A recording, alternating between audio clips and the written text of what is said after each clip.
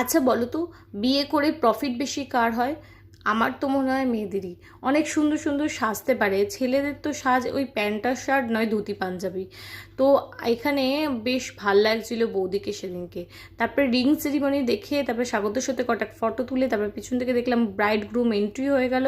এরপর এন্ট্রির পর হলো বরমালা, যেখানে দাদা বৌদি ভীষণ লজ্জা পাচ্ছিল, কিন্তু সত্যি কথা বলতে ভীষণ ভাল লাগছিল এই কনসেপ্টটা দেখতে।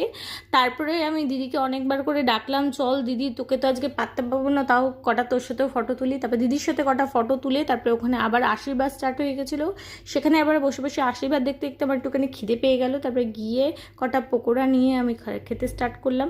ঠিক যেভাবে আমি কিছু মানুষকে চেয়েও আমার জীবন থেকে তুলে ফেলে দিতে পারি না, ঠিক সেভাবেই আমি তুলতে পারছিলাম না আমার চিকেন পকোড়াটাকে। তারপরে দিদি দেখলাম ওখানে ফিশ ফ্রাই খাচ্ছে, ওর থেকেও কটা ঠুকে নিলাম ফিশ ফ্রাই। আর আজকের ব্লগটা ব্যাস এতটাই। ভালো লাগলে অবশ্যই লাইক কমেন্ট শেয়ার আর সাবস্ক্রাইব করে দিও। দেখা হচ্ছে তোমাদের সাথে নেক্সট কোনো